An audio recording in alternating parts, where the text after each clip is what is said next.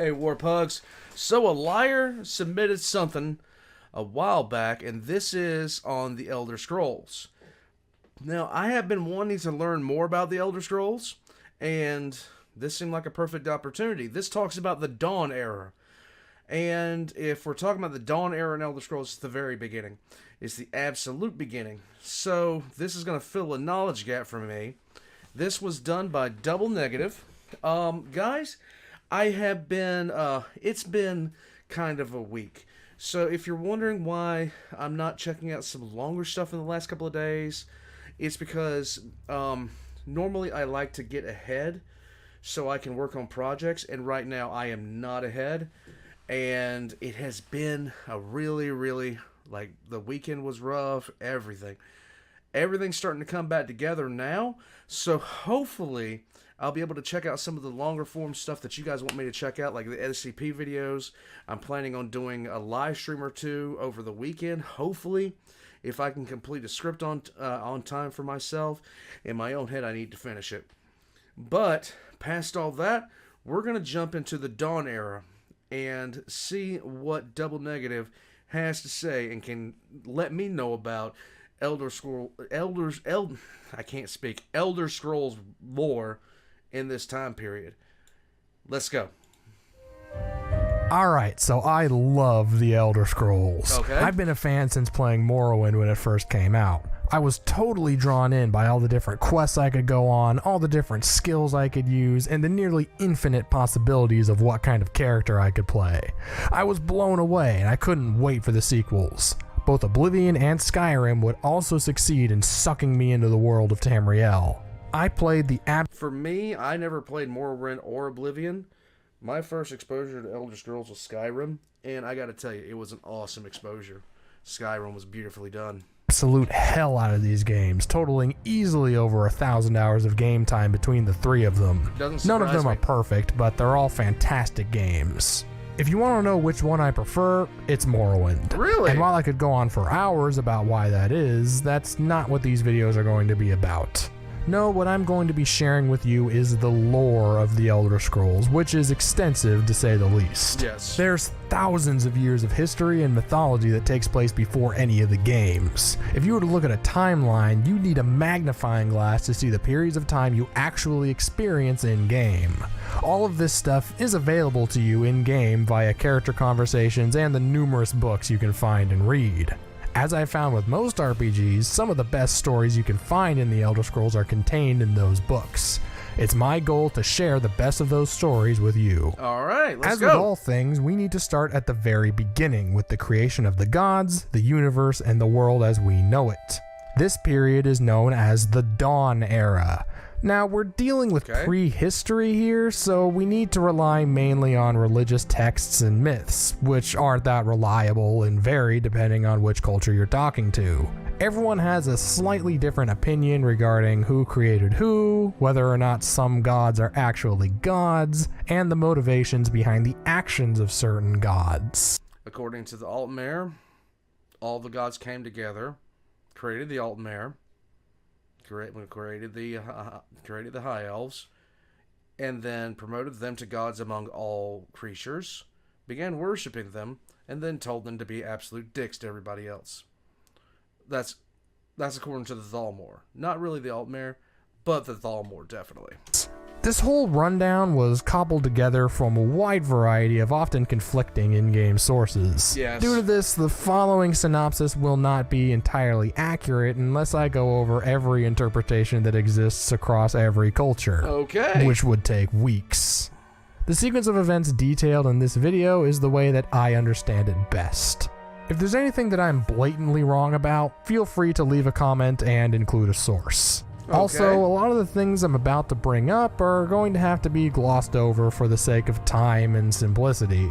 These may end up being the subjects of future videos in order to give them justice. Anyway, let's get started. When you're talking about a large body of lore, sometimes you have to do that. You can't sit there and expand on everything.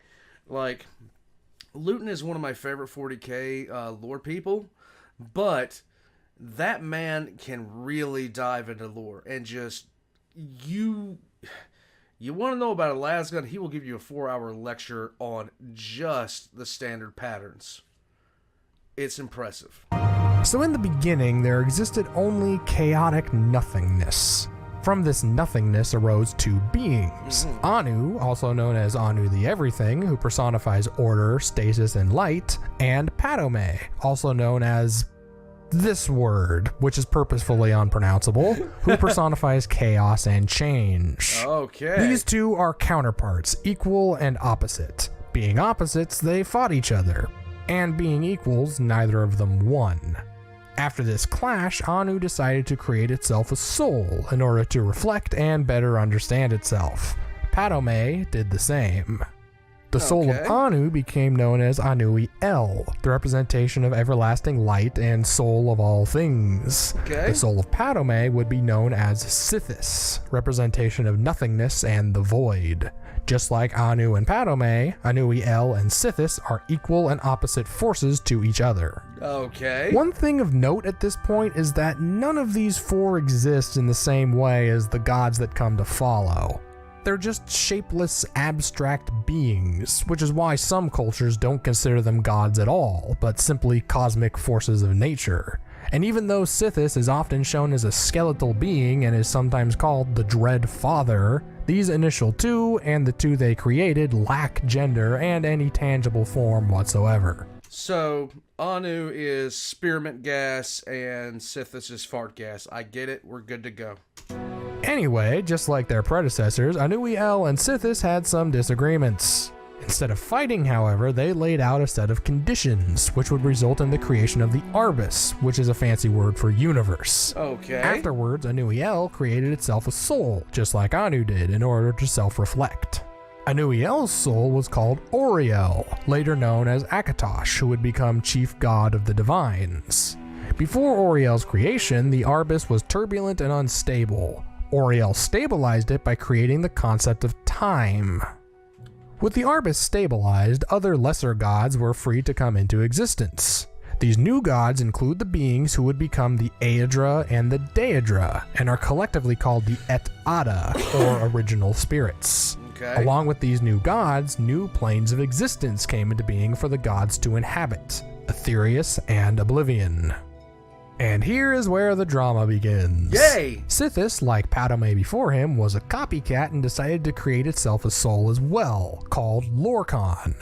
It is believed by some that Sithis created Lorkhan with the intention of undoing the work of Oriel and returning the universe to a state of chaos. Thus began Lorkhan's plan. You see, the gods weren't all happy with the planes of existence they had to choose from as their eternal home.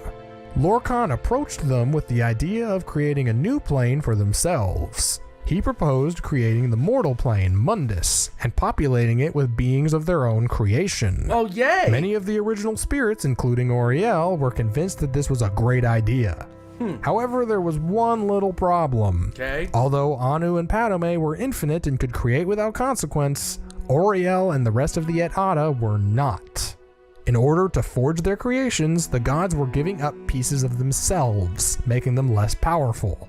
Allegedly, Lorkhan knew about this from the start. Many of the gods realized what was happening and opted to leave Mundus before it was complete while they still had the chance. Chief among these was Magnus, the architect of Mundus, Magnus did nothing wrong. Whose departure tore a hole to Aetherius, creating the sun and allowing magicka to flow into Mundus from Aetherius. The rest of the gods who departed made smaller holes, resulting in the stars. The last of the remaining gods in Mundus were understandably pretty upset that they had lost much of their divine power.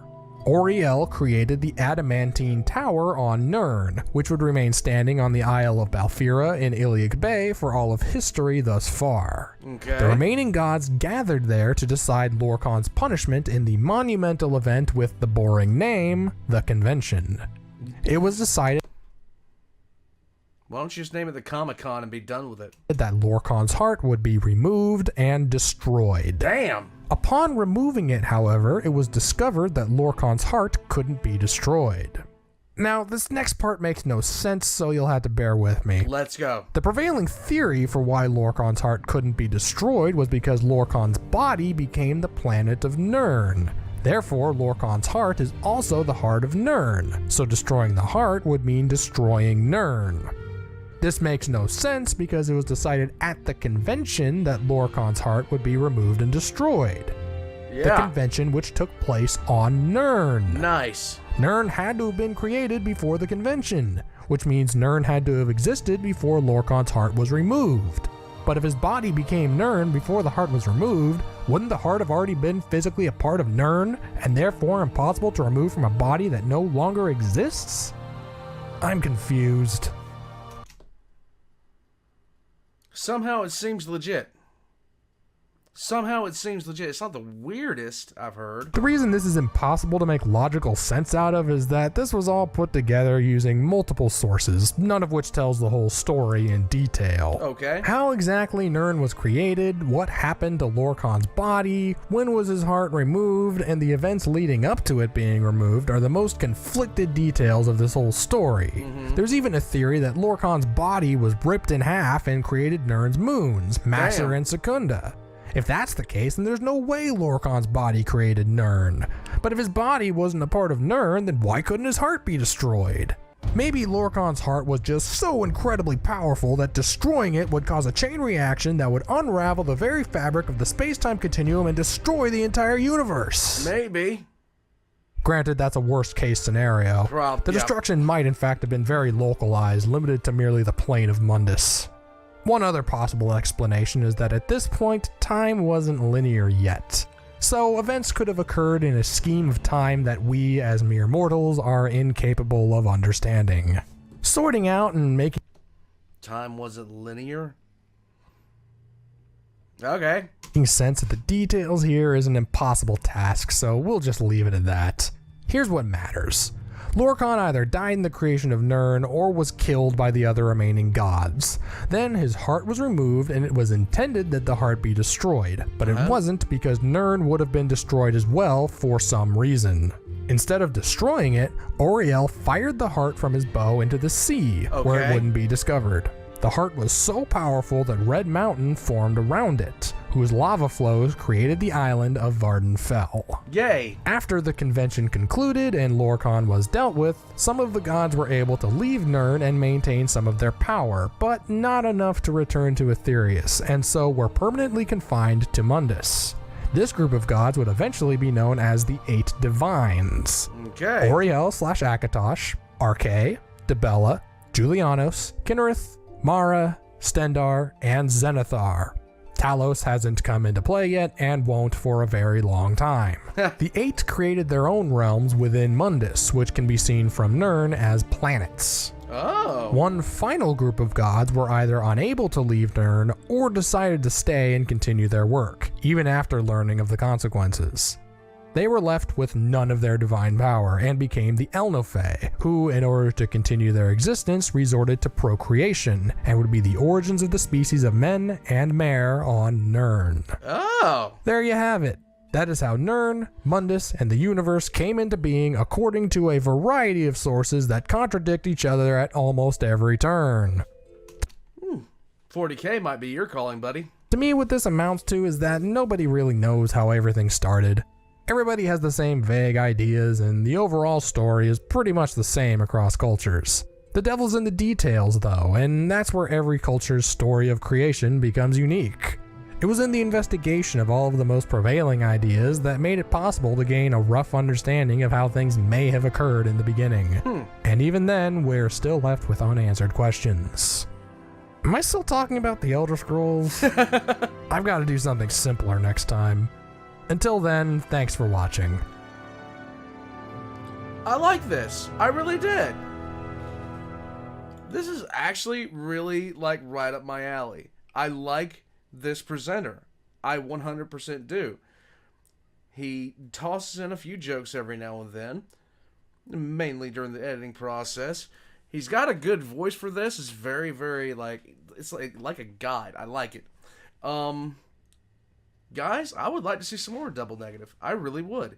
Just to explain some more stuff. I love learning about new places that I have interest in. I've always been interested in Tamriel, but at any point that I was ever interested in Tamriel, I always had 1,000 other things to do. So it might be nice to sit here and learn a little bit more about Tamriel, and of course, everyone in it. Guys, thanks for sending this to me. Thank you for pushing me in this direction. If you guys want to request anything, just know you can go to the Discord, which is in the description down below. Put something down there. I might be able to get to it. I don't know. It is a question of time always for me right now. If you are wondering, I'm settling into my new position very well. The time difference is really just a mess, though. I'm still not used to when I go to sleep versus when I wake up. It's a whole thing. Thank you for watching, guys. Check the description down below for all of Double Negative's links, as well as my own, including merch. I will catch you guys next time. War Pugs. The Thalmors suck.